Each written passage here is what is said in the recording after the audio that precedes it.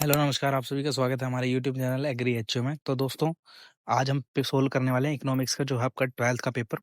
ठीक है, तो जो भी बच्चे हमारे साथ नए हैं प्लीज़ चैनल को सब्सक्राइब कर लेना और वीडियो को लाइक कर देना।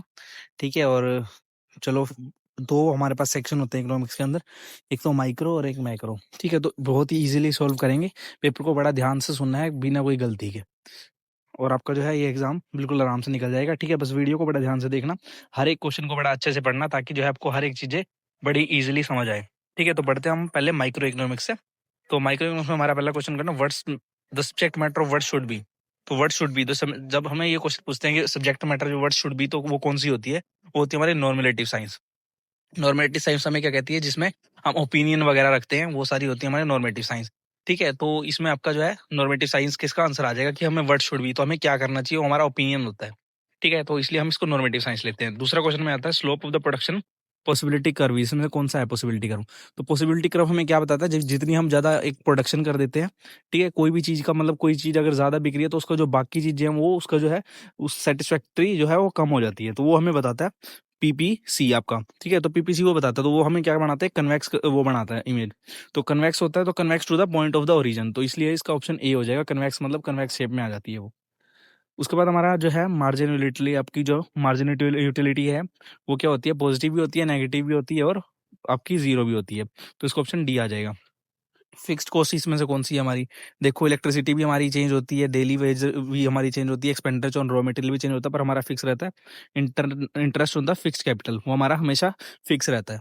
उसके बाद हमारा है पांचवा, वो है चूज द करेक्ट इक्वेशन। तो इसमें साफ साफ सामने दिख रही है जो आपकी M R is equal to delta T R by delta Q होती है, मतलब कि आपकी जो टोटल रेवेन्यू होती है बाय में टोटल आपकी जो है क्वांटिटी के जो है ओब्लिक में आ जाती है। छठा क्वेश्चन में कहता है principle of the economics was written by. The principle of economics हमें किसने रिटन किए थे? वो किए थे हमारे अल्फ्रेड मार्शल जी ने, जो कि हमारे father of the modern economics भी कहे जाते हैं। ठीक है, तो ये आपको याद रखना है, बहुत इंपॉर्टेंट क्वेश्चन है। ठीक है, अगला क्वेश्चन हमारा है indifference map is the group that represent more than one indifference curve, मतलब एक से ज्यादा अगर जो है इंडिफरेंस कर्व आपका शो करता है इंडिफरेंस मैप। ठीक है, तो ये सिंपल स्ट्रेट से फॉरवर्ड क्वेश्चन था ये तो। आठवां क्वेश्चन में कहता है इन परफेक्ट जो है कंपटीशन, अगर आपका परफेक्ट कंपटीशन है, जैसे आपके पास एक इम्परफेक्ट कंपटीशन होता है, एक परफेक्ट कंपटीशन होता है। तो परफेक्ट कंपटीशन के अंदर क्या होता है? जो हमारा जो A R is equal to M R होता है वो कॉन्स्टेंट होते हैं। ठीक है, तो ये आपको याद रखना है। ठीक है, उसके बाद हमारा आ जाता है असर्शन रीजन बेस्ड क्वेश्चन। तो TP is the constant when MP is zero, तो ये बिल्कुल सही बात है, जबकि जो टीपी होती है वो कांस्टेंट होती है, और वहीं आपकी जो एमपी होती है वो जीरो हो जाती है उस टाइम। और MP measure the change in the TP, ये बात भी आपकी सही है। जो एमपी होती है उसका जो रेट चेंज होता है वो आपका क्या मेजर करता है? टीपी आपका जो है टीपी को टोटल, ठीक है, उसको मेजर करता है। तो उसकी जो है करेक्ट एक्सप्लेनेशन भी दे रहा है, तो इसलिए हम जो है ऑप्शन ए करेक्ट लगाएंगे, यानी कि ए और आर आपकी करेक्ट है, और ए उसकी करेक्ट एक्सप्लेनेशन को दे रहा है। अगला 10वां क्वेश्चन हमारा है negative MR is possible only when the price is declining. बिल्कुल सही बात है, जब नेगेटिव एमआर हम तभी पॉसिबल होती है जब प्राइस जो आपका डिक्लाइन होता है। और अगला क्वेश्चन हमारा under perfect competition A R is equal to MP and both are constant. देखो, A R is equal to MP नहीं होता है, AP is equal to MP होता है। जो एवरेज प्राइस होता है आपका वो जो है, ठीक है, वो उसके बराबर होता है, और बोथ आर कांस्टेंट। ठीक है, और दोनों के दोनों जो होते हैं वो कांस्टेंट होते हैं। ठीक है, पर यहाँ पर जो ए आर दे दिया, यहाँ पर ए पी आना चाहिए, तो इसलिए गलत हो गया। तो ए आपका सही है और आर जो आपका वो गलत है। ठीक है, तो इसका सी ऑप्शन हो जाएगा। ठीक है, बढ़ते हैं अगले क्वेश्चन की तरफ। अगला क्वेश्चन हमारा है, तो 11वां क्वेश्चन हमें कहता है कि जैसे कि हमारा जो concept of production of function, तो concept of production of function क्या है? जो है टेक्निकल रिलेशनशिप होती है हमारी किसके बीच में? फैक्टर ऑफ प्रोडक्शन, यानी कि आपके जो लैंड लेबर कैपिटल है उनके बीच में जो आपकी जो साठ गांठ होती है उसको हम बोलते हैं जो है प्रोडक्शन ऑफ आपके फंक्शन। ठीक है, तो वही होता है बस सिंपल सा। और जो इसमें पूछा हुआ constant returns of the scale, तो मतलब आपका जो आपका जो कांस्टेंट रिटर्न, मतलब कि आप जितना भी आप जो है इन्वेस्टमेंट दे रहे हैं उतनी आपको जो है इनपुट में डाल रहे हैं आप, उतनी आपको आउटपुट मिल रहा है। यानी कि अगर आप 2 गुना इनपुट लगा रहे हो तो आपको 2 गुना आउटपुट मिल रहा है। ठीक है, तो उसको बोलते हैं हम कांस्टेंट रिटर्न, मतलब एक समांतर आपको जो है वापस मिल रहा है सारा कुछ। ठीक है, मतलब मान लो आपने किसी चीज में इन्वेस्ट किया 2 गुना, तो उसमें ही आपको 2 गुने का ही बेनिफिट मिल गया, तो उसको आप बोलते हैं कांस्टेंट रिटर्न ऑफ स्केल। तो इसका जो है डायग्राम बनता है, वो आपको क्लियरली ड्रॉ करके दिखा देना है।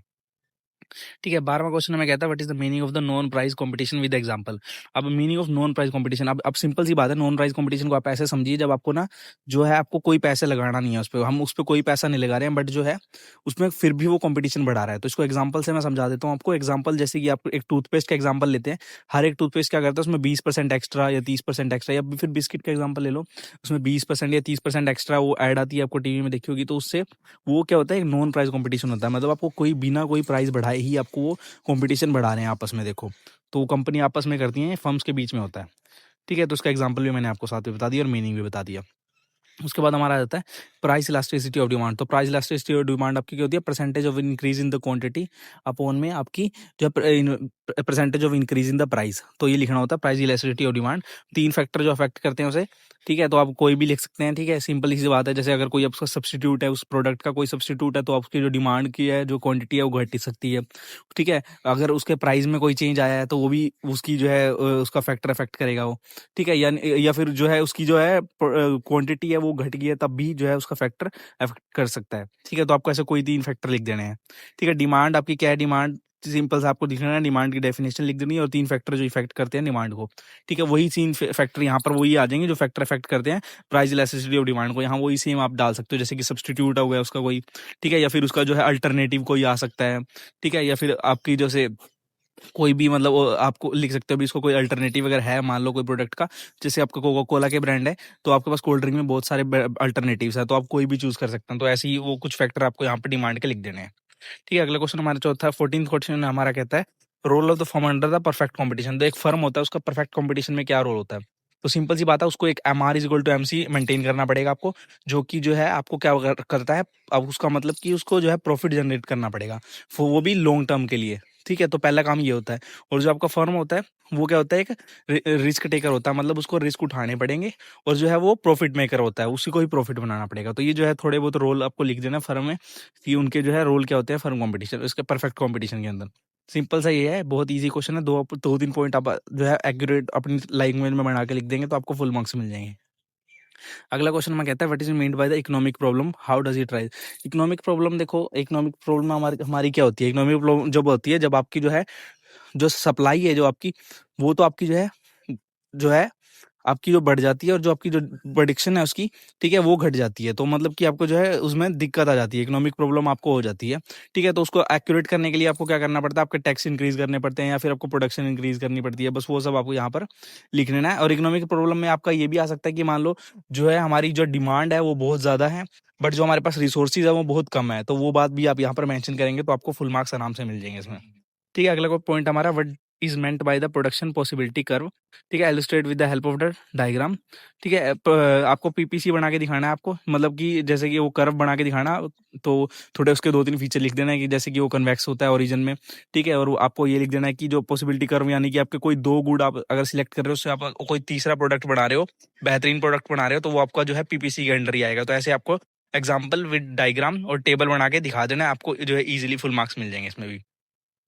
अगला हमारा बहुत इंपॉर्टेंट क्वेश्चन है 70th क्वेश्चन, हर एक बार प्री बोर्ड में भी पूछा जाएगा, बोर्ड में भी पूछा जाएगा। What are the 3 stages of the production, explain with the diagram. Diagram आपको है पूरा बना के दिखाना, ये डायग्राम बहुत ज्यादा मेन है इसका, ठीक है।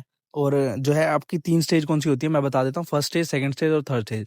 फर्स्ट स्टेज होती है आपकी इंक्रीजिंग वाली, ठीक है, इंक्रीजिंग आपका जो है इंक्रीजिंग जो है, उसके बाद आता है आपका डिमिनिशिंग, डिमिनिशिंग आती है सेकंड स्टेज में, और थर्ड स्टेज में आती है आपकी रिटर्न, ठीक है। तो मतलब कि जो है पहले तो इंक्रीजिंग, थर्ड आपकी हो जाएगी डिक्रीजिंग। तो इंक्रीजिंग में क्या होगा, कोई अगर इन्वेस्टर इन्वेस्ट करता है इंक्रीजिंग स्टेज में, तो मतलब उसको एक ठीक ठाक सा प्रॉफिट होएगा, ठीक है। और जब वो डिमिनिशिंग में करता है, वो बहुत ज्यादा इंपॉर्टेंट होता है, उसमें हमेशा उसको प्रॉफिट मिलेगा, मतलब वो मैक्सिमम रीच जो है डिमिनिशिंग में अपना प्राप्त करेगा, मतलब स्टेज 2 में डिमिनिशिंग में सबसे ज्यादा आपकी वो प्रॉफिट निकाल सकता है जो है फर्म। और थर्ड होती है आपकी जो है डिक्लाइनिंग। तो डिक्लाइनिंग में जो है आपका लॉस होएगा, इसमें अगर आप डिक्लाइनिंग में जाएंगे तो डिक्लाइनिंग में आपका लॉस ही लॉस होने वाला है। तो ये 3 स्टेज होती है प्रोडक्शन की, इसका एक डायग्राम होता है, वो आप यहाँ पर बना के दिखा देंगे तो आपको कंप्लीटली फुल मार्क्स मिल जाएंगे, ठीक है। तो बढ़ते हैं अगले हमारा सेक्शन बी की तरफ। सेक्शन बी हमारा माइक्रो इकोनॉमिक्स का है। तो माइक्रो इकोनॉमिक्स हमें क्या कहती है, माइक्रो इकोनॉमिक्स जो की स्टडी होती है वो क्या होती है, वोल स्टडी होती है इकोनॉमिक्स की, ठीक है। तो डेफिनेशन में ही लिखा होता है। उसके बाद आपका हु इशू 1 रुपये नोट, 1 रुपये नोट कौन इशू करता है, गवर्नमेंट ऑफ इंडिया करती है। Marginal profitability of the consume is equal to, किसके इक्वल होती है, delta C by delta Y, ये भी आपको पता होगा। Which of the following is example of direct tax, direct tax इसमें से कौन सा है, देखो surge on the income tax, जब आपकी इनकम टैक्स में इंक्रीज होती है वो डायरेक्ट टैक्स का आपका एग्जांपल होता है, ठीक है। प्रोडक्शन टैक्स आपका इंडायरेक्ट हो जाता है, सेल्स टैक्स भी आपका इंडायरेक्ट हो जाता है, और इम्पोर्ट एक्सपोर्ट भी आपका इंडायरेक्ट हो जाता है। Relation between the demand for the foreign exchange and the foreign currency and the exchange rate, तो इनका जो है, इनकी जो आपको पता होगा तो वो होता है अपोजिट होता है। मान लो जैसे फॉरेन जो है आपका एक्सचेंज होता है, तो उससे जो आता है आपके प्राइस तो बढ़ता है, बट जो आप अगर आप एक्सचेंज रेट होता है ना, मतलब आपकी अगर किसी कंट्री में अगर उसका प्राइस गिर जाता है तो आपका जो है मतलब उससे आपको लॉस होना स्टार्ट हो जाता है। तो ये दोनों अपोजिट चीजें होती हैं, ठीक है। तो इसका जो अपोजिट आंसर आ जाएगा ए ऑप्शन। अगला क्वेश्चन नंबर 23 कहते हैं कमर्शियल बैंक कंट्रीब्यूट जो है contribute to the supply of the money by the way of. तो कमर्शियल बैंक आपको जो है loan in the demand deposit, मतलब डिमांड डिपॉजिट के हिसाब से करते हैं, ठीक है। उनका एक स्पेसिफिक जो है रेट होता है, उस पर वो है जो है बैंक को लोन देते हैं, और उसी के थ्रू उनकी कमाई भी होती है इंटरेस्ट रेट पे, ठीक है। तो डोमेस्टिक इनकम क्या होती है आपकी? National income minus the net factor income from the abroad. ये आपका जो है सिंपल सी डेफिनेशन होती है, वो आपको पता होगी। Recovery of the loan is a, जो आप अगर किसी लोन की रिकवरी करते हैं तो वो एक कैपिटल होती है, वो आपकी रेवेन्यू नहीं होती है। Transfer income are not included in the estimate of the national income. 26 question हम कर रहे हैं यहाँ पर। तो असर्शन इसका बिल्कुल करेक्ट है, जो ट्रांसफर इनकम होती है आपकी वो कभी भी इंक्लूड नहीं की जाती है हमारी नेशनल इनकम में। और जो इसका रीजन क्या है इन्होंने ना, transfer income are not earn as a reward for the rendering factor service. तो इसका एक जो है इसका जो आंसर है इन्होंने ऐसे ही दे दिया, ठीक है, इसी में सोल्व करके दे दिया कि भाई ये करेक्ट है बिल्कुल ही, और इसका जो रीजन भी है वो बिल्कुल करेक्ट है, ठीक है। 27वां क्वेश्चन हमारा, note and the coin are back with the authority of the government. बिल्कुल सही बात है, notes and the coin are legal tender, क्योंकि वो लीगल टेंडर होते हैं, इसलिए जो है उसको इशू गवर्नमेंट ऑफ इंडिया करती है। तो ये बातें दोनों अपने आप को करेक्ट करती है, और इसकी एक्सप्लेनेशन भी दे रही है, तो ए ऑप्शन बिल्कुल करेक्ट हो जाएगा, ठीक है। उसके बाद आता है what is the meaning problem of the double counting. Double counting क्या होता है और how it can be avoided. तो सबसे ज्यादा डबल काउंटिंग की प्रॉब्लम आती है हमें जब हम नेशनल इनकम कैलकुलेट करते हैं। तो डबल काउंटिंग में आप, ठीक है, इसको अगर कोई भी दो चीज़ों की वैल्यू आप एक साथ काउंट कर लेते हैं तो उसको हम क्या मानते हैं, डबल काउंटिंग में माना जाता है, ठीक है। तो मतलब कोई एक गुड की वैल्यू आप दो बार कैलकुलेट कर लेते हैं, तो इसको आप एग्जांपल से समझे, जैसे कि आपकी एक व्हीट और फ्लोर होती है, ठीक है। तो जो दोनों बनती किससे हैं, व्हीट से बनती है, गेहूं से बनती है, पर जो है, ठीक है, उसकी दोनों की वैल्यू की कैलकुलेट हो रही है। तो मतलब क्या है, उससे आपकी जो है जब आप नेशनल इनकम कैलकुलेट करेंगे तो उसमें आपकी जो है गड़बड़ आएगी, मतलब कि दोनों की वैल्यू ऐड होगी। तो इसको ठीक कैसे कर सकते हैं हम, इसको हम वैल्यू एडिट जो है आपका फॉर्मूला है उसमें, मतलब आपका जो फाइनल गुड है, प्रिपेयर गुड है, उसकी ही सिर्फ वैल्यू को लें, जो फिनिश्ड गुड है, यानी कि आपका जैसे कि आपकी एक आटा होता है आपका, उसका पूरा जो है उसमें 235 रुपये का मिल रहा है, तो वो पूरा फिनिश्ड गुड है, मतलब उसके अंदर हर एक चीज की वैल्यू ऐड है, आटा की भी, ठीक है, उसकी फैक्ट्री प्रोडक्शन की भी, और लेबर को सब कुछ ऐड करके 235 रुपये का पड़ रहा है, तो उसको हम कैलकुलेट करेंगे, यानी कि फाइनल गुड की वैल्यू को कैलकुलेट करेंगे। तो इस तरह से इसको अवॉइड किया जा सकता है। ओपन मार्केट ऑपरेशन हमारे क्या होता है, ओपन मार्केट ऑपरेशन जो है आरबीआई जैसे हमारी जो है सेल कर देता है, ठीक है, गवर्नमेंट, ठीक है। तो जो आरबीआई सेल करता है ना गवर्नमेंट जो है ऑपरेशंस को या कोई भी चीज को, ठीक है, तो उसको हम कहते हैं ओपन मार्केट ऑपरेशंस, ठीक है। तो उसमें जब हम सेल करते हैं तो उसमें क्या होता है, हमारी जो वैल्यू जो डिक्रीज हो जाती है, और जब हम उसको बाय करते हैं तो उसमें हमारा जो है प्रॉफिट इंक्रीज हो जाती है। उसके बाद हमारा आ जाता है sale of market. Sale of market हमारा क्या कहता है, जो हमारी जो सप्लाई है वो अपने आप ही जो है डिमांड क्रिएट करे, ठीक है, मतलब जो हमारी सप्लाई है वो खुद के लिए ही डिमांड क्रिएट करे, तो उससे क्या होता है, हमारी जो प्रोडक्शन इंक्रीज हो जाती है, ठीक है। जो आपका जो पैसा होता है वो कहाँ लगाया जाता है, इनकम जनरेशन पे लगाया जाता है, और गुड्स के ऊपर लगाया जाता है, कि गुड्स खरीदने पे आपका फोकस होता है। तो ये कहता है हमारा सेल ऑफ मार्केट। इसको भी आप अपने आप से बना के लिखेंगे, आपको अच्छे मार्क्स मिल जाएंगे इसमें आराम से। What is the mean by the balance of payment. 38th question हमें कहता है भाई बैलेंस ऑफ द पेमेंट क्या होता है। बैलेंस ऑफ द पेमेंट क्या होता है, मतलब आपकी जो खुद की कंट्री और जो दूसरी कंट्री है आपस में जो ट्रांजैक्शन कर रहे हैं उसका पूरा एक सिस्टमेटिक रिकॉर्ड रखा जाता है, तो उसको हमें बोलते हैं बैलेंस ऑफ जो आपका पेमेंट। और उसके दो कंपोनेंट कौन से होते हैं, कैपिटल होता है एक ठीक है, और एक आपका होता है क्रिटिकल। तो दो कंपोनेंट होते हैं उसकी। अगला क्वेश्चन हमारा 31st है, वो कहता है बैंक रेट बताओ हमें। बैंक रेट क्या होता है, जो आपकी रेशियो होती है जो आरबीआई निर्धारित करता है, ताकि जो है आपका लोन्स दे सके और बाकी बैंक को। तो ठीक है, ratio set by RBI to lend loan to the other banks, इसको हम बोलते हैं बैंक रेट, ठीक है। तो कमेंट सेक्शन में आप जरूर बताना कि जो फिलहाल की जो बैंक रेट क्या चल रही है, ठीक है, जिसपे आपने लोन लिया होगा कोई भी चीज का, वो फिलहाल क्या है, ठीक है। तो 32nd क्वेश्चन हमें बताता है difference between the stock and flow. ये क्वेश्चन हर बार आता ही आता है, प्लीज इसको भी मार्क कर लेना, प्री बोर्ड में या बोर्ड में आपको दिख जाएगा। स्टॉक आपका होता है एक स्पेसिफिक टाइम के लिए, मतलब आपको एक स्पेसिफिक टाइम पीरियड है, और फ्लो होता है उसको हम कभी भी कैलकुलेट कर सकते हैं। स्टॉक मतलब जैसे कि आप कहते हैं कि स्टॉक हमारे पास पड़ा हुआ है, ठीक है, तो वो एक फिजिकल क्वांटिटी की तरह होता है, जो आप जो है स्पेसिफिक टाइम पे आप कैलकुलेट करोगे। फ्लो जो है आपका वो कभी भी आपको जाके आप उसको चेक कर सकते हो, ठीक है। तो ये आपको लिख देना है बस 3-4 पॉइंट, और आपका फुल मार्क्स इसमें भी आराम से मिल जाएंगे, ठीक है। 33 क्वेश्चन आपका जो है ये बड़ा इंपॉर्टेंट क्वेश्चन है, प्री बोर्ड और बोर्ड दोनों में दिखेगा आपको। Circular of the income in two sector economy. तो टू सेक्टर में हमारे पास कौन कौन होते हैं, एक तो फर्म होता है, एक हाउस होल्ड होता है। तो वो उसका एक डायग्राम होता है भाई, अगर आपका फर्म है जो, ठीक है, वो क्या कर रहा है, आपसे चीजें खरीद रहा है, हाउस होल्ड से चीजें ले रहा है और उसको फिर बेच रहा है, फर्म बेच रहा है, फिर हाउस होल्ड को वापस जो चीजें बेच रहा है। तो इस तरह से जो है एक्सचेंज होता है, मतलब इसको हम बोलते हैं टू सेक्टर इकोनॉमी। तो इसका एक डायग्राम होता है, वो आपको बना के दिखा देना फर्म और हाउस होल्ड का, और इस तरह से आपको जो है इसके भी ठीक से मार्क्स मिल जाएंगे। ठीक है, ये आपका न्यूमेरिकल है, इसको आप ठीक है सोल्व कर सकते हैं। बस आपको हिंट दे देता हूँ, जो आपकी नेशनल इनकम होती है उसको आप कैलकुलेट करते हैं। कैसे करोगे, आपकी सारी जो जितनी भी इनकम है उनको कैलकुलेट करोगे, उसमें माइनस कर दोगे आपका net factor income from abroad को। ठीक है, देखो इसमें गिवन है। ठीक है, तो इसको आप कैलकुलेट आराम से कर लेना। ठीक है, मैंने आपको थोड़ी सी हिंट दे दी है इसकी। 34th क्वेश्चन में बताता है income method of the measuring the income, national income. तो आपका जो इनकम मेथड में हम क्या करते हैं, हर एक चीज का जो है सम कर देते हैं। ठीक है, फाइनल गुड का। ठीक है, उसमें जो हम हर एक चीज का इंक्लूड करते हैं, लैंड, लेबर, ठीक है, और आपके जो है टैक्सेस वगैरह को सबको इंक्लूड करके हम जो है इनकम मेथड में ये काम करते हैं। ठीक है, डिफाइन मनी, ये हमारा लास्ट क्वेश्चन होगा आज का, 34th क्वेश्चन।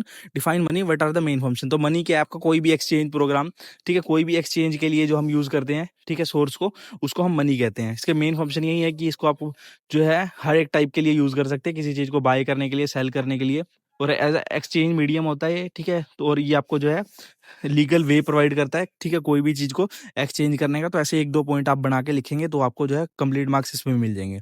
ठीक है, तो इसके साथ हमारा पेपर खत्म होता है। ठीक है, इस पेपर में जो है आपका भी उत्तर बहुत ईजी आने वाला है। ठीक है, आप बस आप ये है मेन क्वेश्चन ये कर जाना, और इसके अलावा भी मैं आपको कुछ क्वेश्चन प्रोवाइड कराऊंगा, वो एक बार आप रीड करना। तो इसके अलावा इससे बाहर पेपर आपका बिल्कुल नहीं आने वाला है। ठीक है, मैं इस बात की गारंटी ले लेता हूँ, बिल्कुल इजी पेपर आता है आपका, जो कि इकोनॉमिक्स हर बार आता है, बोर्ड में भी और प्री बोर्ड में भी। तो जिस बच्चे ने वीडियो बड़ी ध्यान से देखी होगी, चीजें समझी होंगी, और ये क्वेश्चन एक बार करके देखेगा खुद से, तो उसके जो है फुल मार्क्स आराम से मिल जाएंगे।